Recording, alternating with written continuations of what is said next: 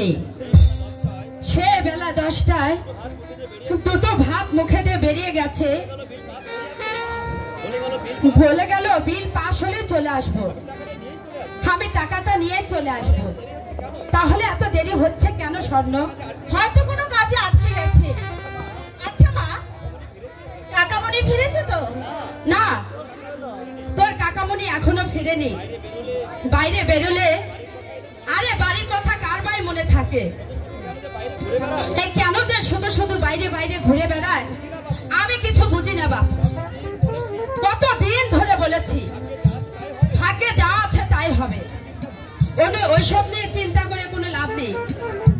ভাগ্য ভাগ্য তুমি মানো মা? আরে মানি বই কি,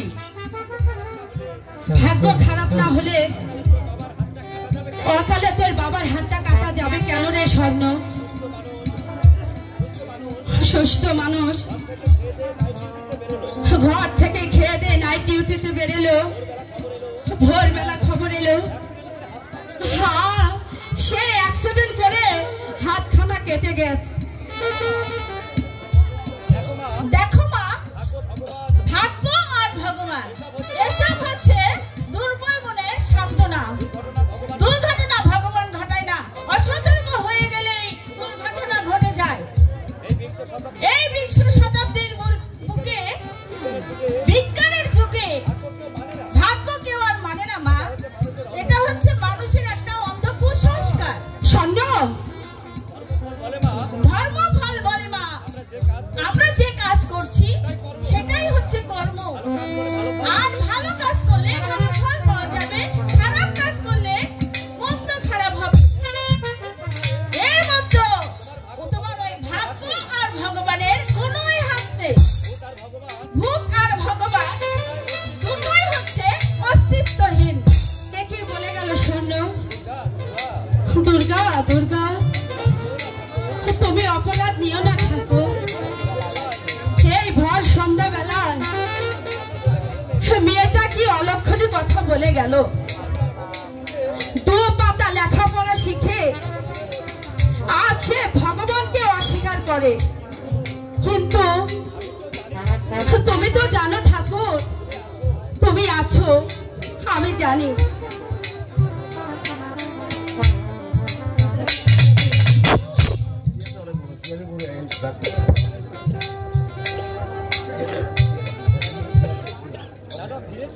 দাদা ফিরেছে বৌদি? না ভাই, এখনো ফিরেনি। তোমার তোমার কি কোনো কিছু হলো ঠাকুরপো? চাকরির সন্ধান? চাকরি আমার ভাগ্যে নেই বৌদি। 1 বছর ধরে আপনার চেষ্টা করে আমি চলেছি, কিন্তু এতটুকু আশার আলো আমি কোথাও দেখতে পাইনি বৌদি। প্রচন্ড ঘৃণায় নিজের মনকে সমাজের উপর, রাষ্ট্রের উপর আমরা যেন এই 20 শতাব্দীর শিক্ষিত একজন ঠাকুরপো, এভাবে তুমি ভেঙে পড়ছো কেন? আজ হোক কাল হোক কিছু না কিছু একটা হবে। আর পারছি না বৌদি, এই বেকার জীবনে এই দুর্বিষহ বোঝা আমি আর পারছি না বৌদি।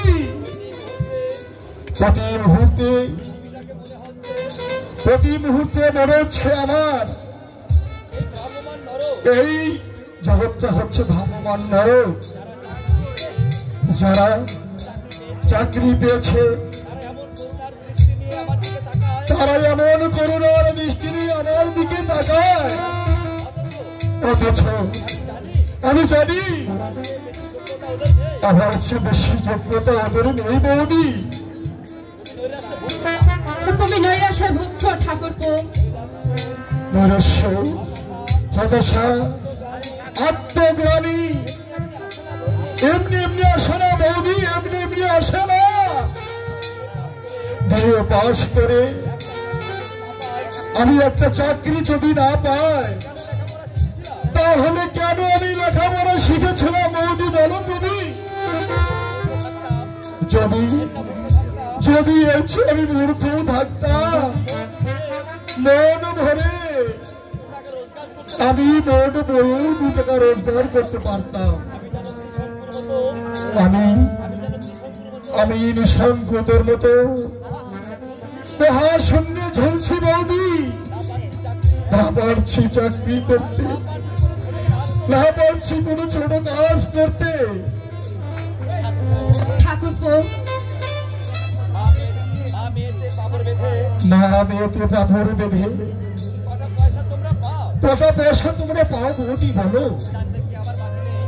জানতে কি আমার বাকি নেই বৌদি? তুমি বলো জানতে কি আমার বাকি নেই? আমাদের পেট ভরে খাইয়ে রাত্রে তুমি আর সোনালি উপোস করে থাকো, সেটাকে আমি দেখিনি বৌদি। তখন কি আমার ইচ্ছা হয় জানা বৌদি? ঠাকুরপো, আমি গলায় দড়ি দিয়ে আত্মহত্যা করি। আমার কথা বলতে নেই ঠাকুরপো।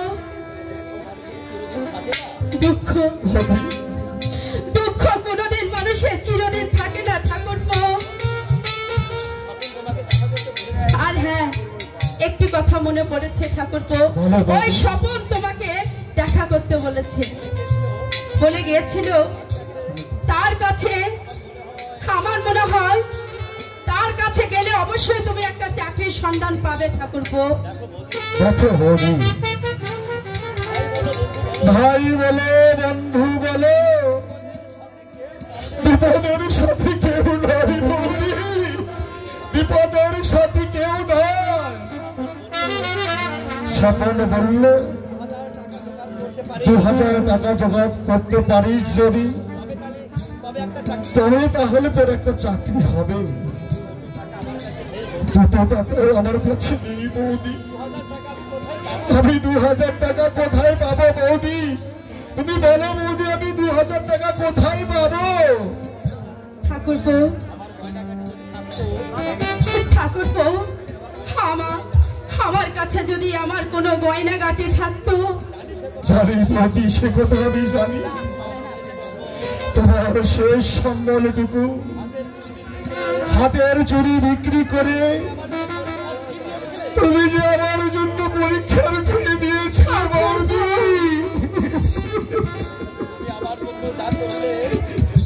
তুমি আমার জন্য যা করেছ, আমার নিজের মা হয়তো তা করতো না বৌদি, তা করতো না। অমন কথা বলে না ঠাকুরপো। তোমাদের এই স্নেহ মমতার ঋণ আমি জীবনে কোনোদিনই শোধ করতে পারবো না, জীবনে কোনোদিনই শোধ করতে পারবো না বৌদি, আমি কোনোদিনই শোধ করতে পারবো না।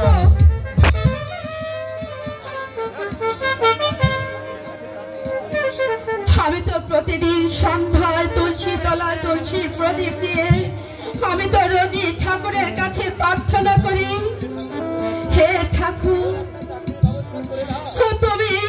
তুমি ওর একটা চাকরির ব্যবস্থা করে দাও ঠাকুর। আমি আমার বুকে রক্ত দিয়ে তোমার নামে আমি পুজো দিব ঠাকুর। ছেলে নেই, একটা মাত্র মেয়ে, মেয়েকে বিয়ে দিলে পরের ঘরে চলে যাবে, শেষ মাত্র সম্বল আমার ওই একটাই, আমার ঠাকুরপো। নিরঞ্জন ঘুরেছে বড় বউ।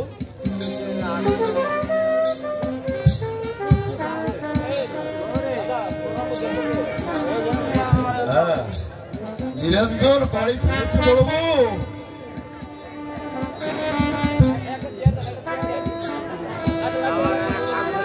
নিরঞ্জন বাড়ি ফিরেছে। আরে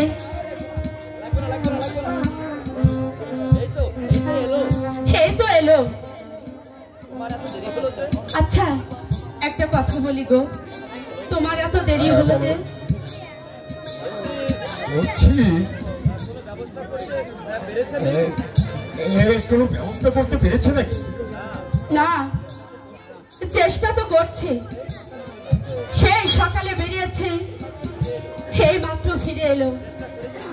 চেষ্টা করে যদি চাকরি না পাওয়া যায়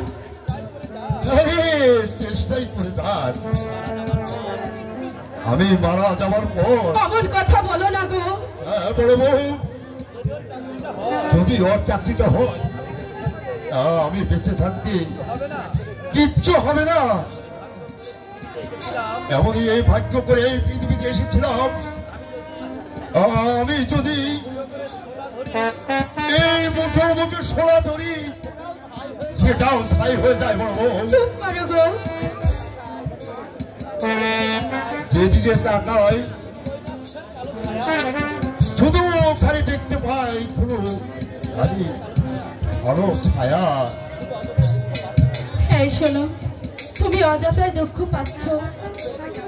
শোনো, অভাব মানুষের চিরদিন থাকে না।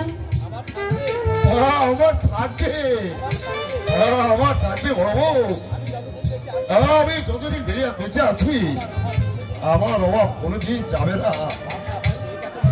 ভাবনা হচ্ছে ওই মেয়েটাকে নিয়ে, ওর বিয়েটা যদি আমি দিতে পারতাম। সেদিন ঘটক বলেছিল ওর নপাড়া নাকি একটা ছেলে আছে, ঠাকুরের ছেলে। সেখানে যদি তুমি একটিবার খোঁজ নিয়ে দেখতে। সেখানে গিয়েছিলাম বড় বউ, তাই একটু দেরি হলো আসতে। ব্যাংকে চাবরাশি নগদে চাইছে ৫,০০০ টাকা, আর তাছাড়া ঘড়ি, সাইকেল, আংটি, অনেক কিছু চেয়েছে। আচ্ছা, ব্যাংকের পিয়নের এত চাহিদা? হ্যাঁ বড় বউ,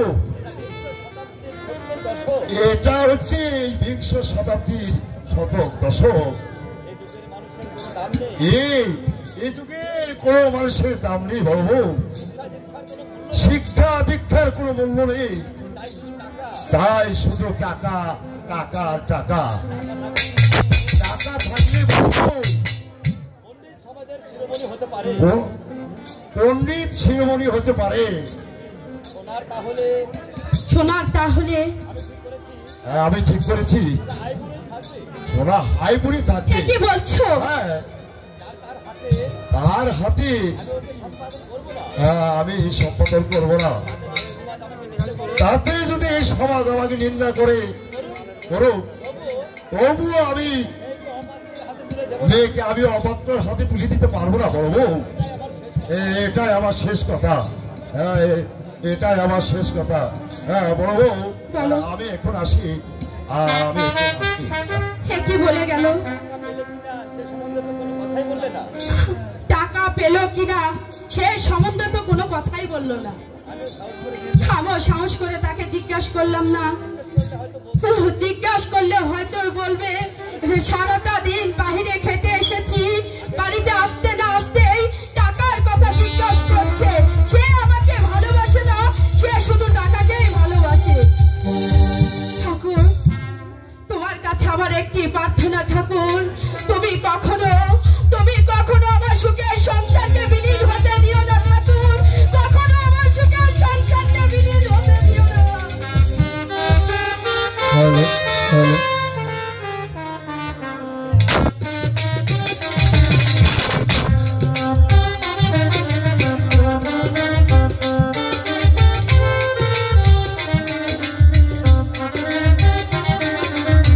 সাহেবের হার মানব না, একটা কিছু আমাকে করতেই হবে।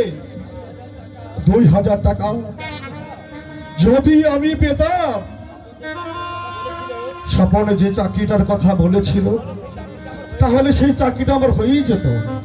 কিন্তু এমন কোনো আত্মীয় বন্ধু নেই আমার যে আমাকে ২,০০০ টাকা দিয়ে সহযোগিতা করবে। একই দাদার ব্যাগটা এখানে পড়ে আছে, একই দেখি ২-৪ আনা পয়সা যদি পাই।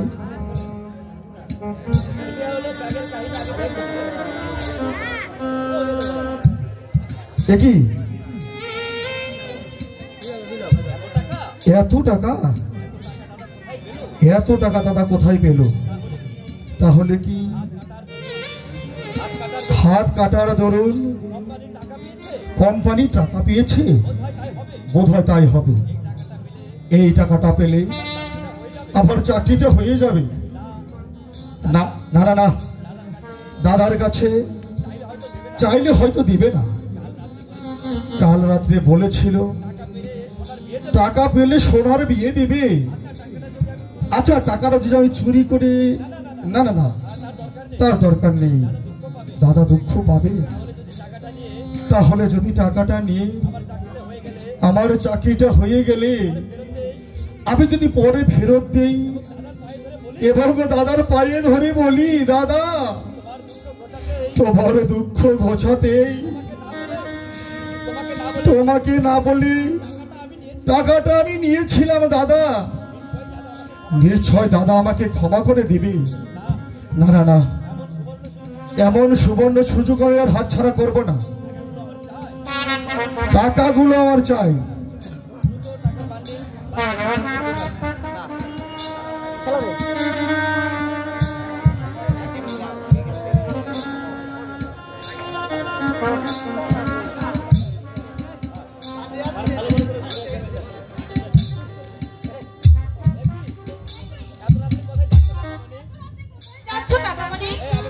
এই আমি একটু আছি। না, আমার খিদে নেই রে।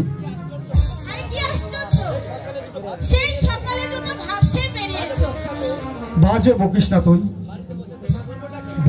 বাড়িতে বসে থেকে আমি করবোটা কি বলতো? আমার যদি দেরি হয় তুই খাবার ঢেকে রাখিস, আমি এসে খাবো। ঠিক আছে? ঠিক আছে।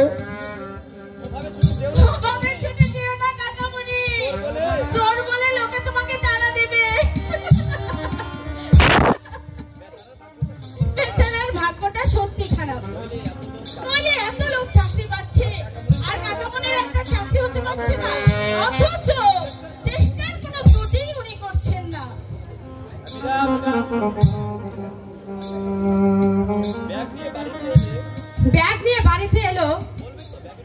আরে বলবে তো সে যে ব্যাগে টাকা আছে, নইলে আমি কি করে জানবো? আজকাল তার কোনো কিছুই মনে থাকে না। কিসের টাকা মা? তোর বাবা আরে হাত কাটার খেসারত আনতে গিয়েছিল, তাই দিয়েছে ৫,০০০ টাকা। এবার তাহলে আমাদের দুঃখটা কিছুটা হবে, তাই না মা? হবে তো নিশ্চয়। আচ্ছা মা, একটা কাজ করলে কেমন হয়? কি কাজ? এই টাকাটা দিয়ে যদি কাকাকে একটা ব্যবসা করে দেওয়া হয়। আরে মা না,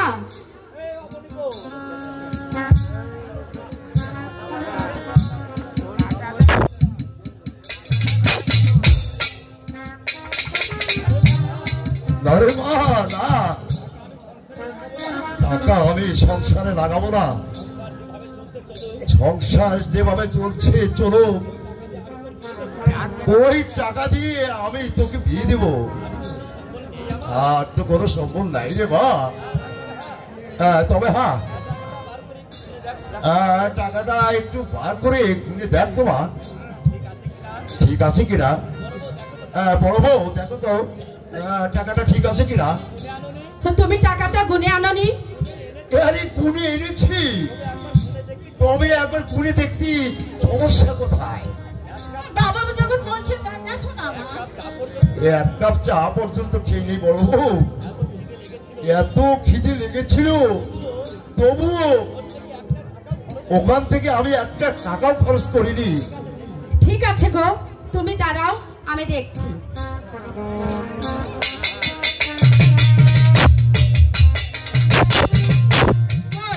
কোনো টাকাই তো নাই। টাকা রে কোথায়? তার মানে ৫,০০০ টাকা ৫টা ভান্ডিলে ভরে রেখেছি।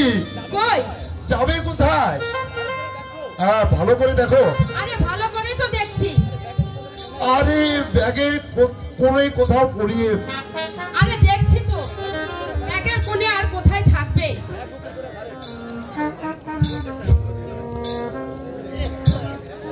দেখ তো মা, শোনাই কই? এই ব্যাগের মধ্যে। আশ্চর্য, এইখানে ব্যাগটা রেখে আমি শুধু ওই ঘরে গিয়েছি, এর মধ্যে আর টাকা গুছিয়েছে। টাকা কি ব্যাগে থেকে উড়িয়ে যাবে? আমি যখন এলাম এই ঘরে শুধু কাকামণি ছিল বাবা। তাহলে ঠাকুর পয় নিয়েছে বোধহয়। না, আমার ভাই এমন জঘন্য কাজ করতে পারে না। তুমি কেন, শুধু তুমি কেন? আমি নিজের চোখে দেখলেও আমি তার কথা বিশ্বাস করি না। আমার নিরঞ্জন কখনো টাকা চুরি করতে পারে না। ও ঠাকুর, আমি যে আমার পথের ভিখারি হয়ে গেলাম। আমার শেষ প্রদীপটা নিভে গেল। এই হতভাগীর বিয়েটা আমি আর দিয়ে দিতে পারলাম না মা।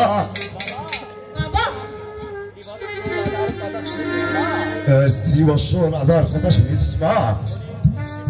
শরীর দৃষ্টি পড়ে রাজ্য পথ গেল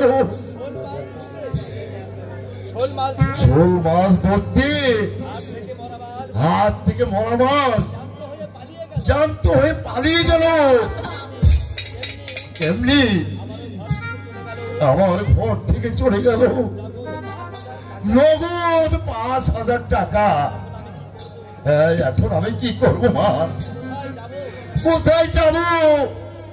ও ভগবান, তুমি কেঁদো না গো। কি হয়েছে দাদা? ব্যাগে টাকা ছিল, টাকা পাচ্ছে না। আরে ভাই, ৫,০০০ টাকা ব্যাগে রেখেছিলাম। কি বলছো দাদা? আমি অফিস থেকে পেয়েছিলাম, এইখানে রেখেছিলাম। এই টাকাগুলো নেই। কি আশ্চর্য, ঘর থেকে টাকা হবে কি তাহলে? তাও এই ভরা সন্ধ্যাবেলায় ভালো করে খুঁজে দেখো, যাবে কোথায় টাকাগুলো? আশ্চর্য আশ্চর্য, তুমি তো এই ঘরে ছিলে কাকামণি। তার মানে তো তোরা আমাকে সন্দেহ করছিস? চুপ কর স্বর্ণ। দাদার টাকা আমি চুরি করেছি? আমি বেকার বলে তোদের যা খুশি তোরা তাই বলবি। আমি আমি আমি দাদার টাকা। না না ভাই, থাক থাক, ঘোড়া কেটে আর মাথায় জল ঢালতে হবে না। আমি যদি টাকা নিয়ে থাকি তাহলে আমার মাথায় যেন বজ্রাঘাত পড়ে।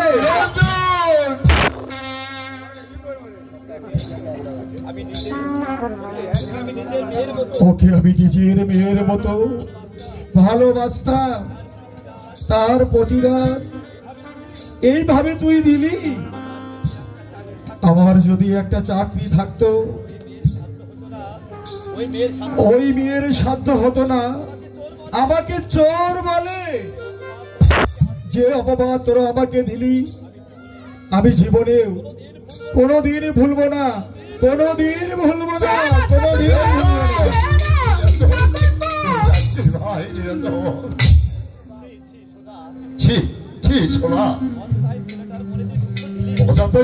ছেলেটার মনে দুঃখ দিলি। ও যদি টাকাটা নিয়েও থাকে আমাদের সে কথা বলা উচিত নয় রে মা। আমি যে ওর বড় ভাই, এই সংসারে যারা থাকে তাদের এই আঘাত সহ্য করে দিতে হবে। বড় ভাই কোনদিন ছোট ভাই আঘাত দেয় না রে, আঘাত দেয় না। আমি আসি মা, আমি আসি। আমি হলপ করে বলতে পারি টাকাটা কাকামণি নিয়েছে। ওরে চুপ কর মা, তুই চুপ কর, ও কথা বলতে নেই মা। বলা যায় না। প্রমাণ না পেলে কাউকে কোনোদিন চোর বলা যায় না। তাছাড়া তোর বাবা যদি আবার এই কথা শুনতে পায় তাহলে মনের কষ্ট পাবে। একটু আগে তো তোকে বলেছিলাম এই ভাগ্যের উপরে কারো হাত দিয়ে রে মা, ভগবান বলতে একজন আছে, ভগবানকে তুই বিশ্বাস করতে শেখ মা, বিশ্বাস করতে শেখ। বাবা যাই বলুন, বাবা আর মা যাই বলুন, টাকাটা ওই কাকা বনিয়ে নিয়েছে। নইলে যেভাবে চোরের মতো ছুটতে চলেছিল তাতেই আমার সন্দেহ হয়েছে টাকাটা কাকা বনিয়ে নিয়েছে। আর আমি তোমাকে দেবতার মতো শ্রদ্ধা করতাম কাকা, ছোট থেকে আমি তোমাকে দেবতার মতো শ্রদ্ধা করে এসেছি, আমি মনে প্রাণে বিশ্বাস করে এসেছি। আমার বাবা আমার মতো তুমিও সৎ, কিন্তু আজকে সেই চরিত্র তুমি আমার মাকে দিয়েছো বাবা। আজ থেকে তুমি আমার কাছে অসৎ, অসৎ, অসৎ।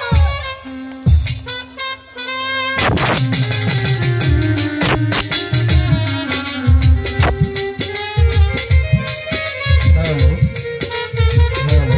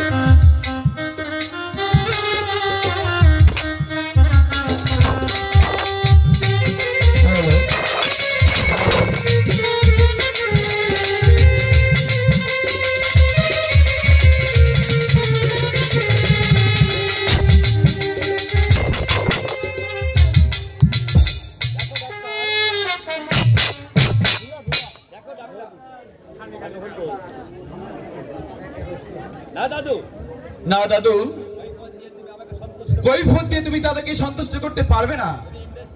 তুমি ইনভেস্ট করেছো টাকা, আর শ্রমিকরা দিচ্ছে তাদের শ্রম, কাজেই লাভ্যাংশের অর্থে তাদের ন্যায্য পাওনা, এই দাবি থেকে তুমি তাদেরকে বঞ্চিত করতে পারো না দাদু, তুমি তাদেরকে বঞ্চিত করতে পারবো না।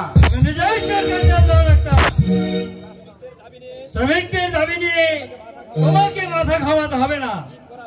কি করা উচিত আর কি করা না উচিত সেটা বুঝবো আমি। আমার কথার মধ্যে তুমি রাগ গলাবে না। তা না হয় আমি নাক গলাবো না, তবে কথা কি জানো দাদু, তেল দেওয়া যাদের অভ্যাস, নিজের চরকায় তেল তো তারা দেই, আবার অন্য কোন চরকা দেখলে তাতেও তেল দেয়। দেখো ডাক্তার, আর তুমি হচ্ছ সেই অবৈধ চরকা।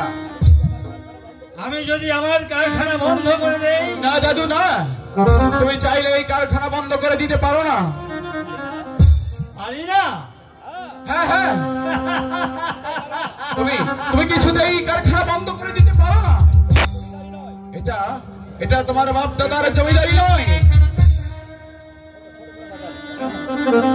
শ্রমিকরা তোমার খাস তালুকের প্রজা নয় যে, আর ওই শ্রমিকরা তোমার খাস তালুকের প্রজা নয় যে নিজের খুশি মতো যা ইচ্ছা তুমি তাই করতে পারবে। আর যদি তুমি তাই করো তাহলে কোনোদিন ওই শ্রমিকরা তোমাকে মার্জনা করবে না। দাদু, উচিত কথা বললে জানি তোমার লাগবে। তোমাদের জমিদারি গেছে, কিন্তু যায়নি তোমাদের জমিদারি শুরু হয়নি। আর এই যুগের সঙ্গে তোমরা তাল মিলিয়ে চলতে পারছো না দাদু। এই বিংশ শতাব্দীর মেহনতি শ্রমিক মানুষগুলো তোমার কিনা গরম নয়,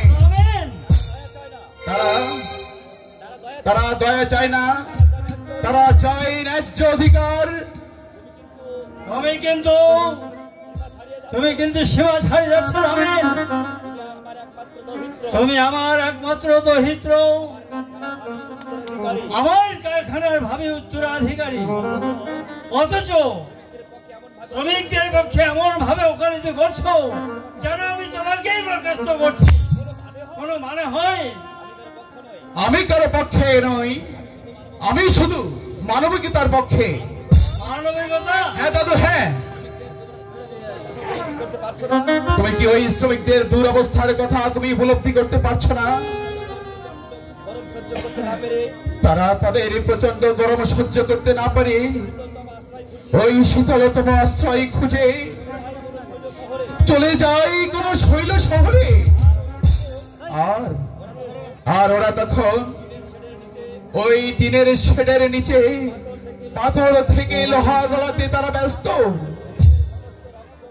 তারা দেহের সমস্ত রক্ত ঘাম বেরিয়ে আসছে তাদের শরীর থেকে, আর ওই আগুনের প্রচন্ড লেলিহান শিখা থেকে, হ্যাঁ দাদু, আর ওই ব্লাস্ট ফার্নেটাকে তারা মনে হচ্ছে ওটা একটা জ্বলন্ত চিতা। ওই জ্বলন্ত চিতা থেকে দাও দাও করে বের হয়ে যাচ্ছে আগুনের লেলিহান শিখা। হ্যাঁ দাদু, হ্যাঁ। আর নিংড়ে নিচ্ছে ওদের জীবনের যৌবন শক্তি। তিলে তিলে তারা এগিয়ে চলছে ওই মৃত্যুর দিকে।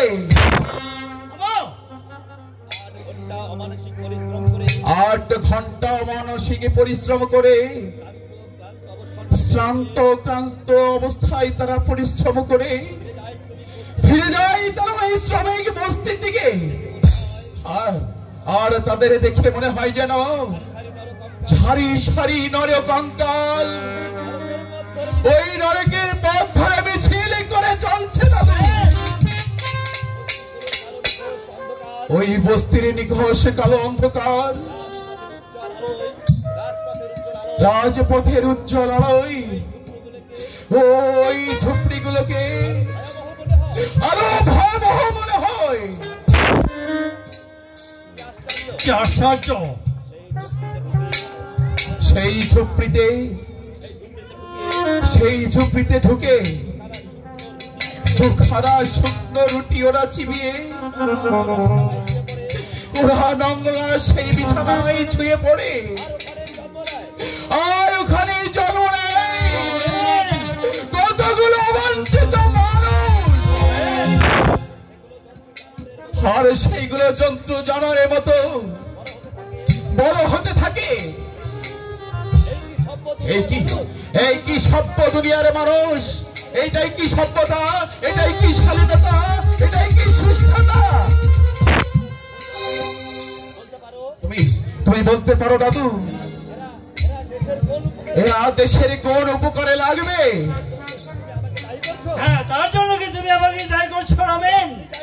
শুধু আপনি দায়ী নন, তাই এই বর্তমান সমাজ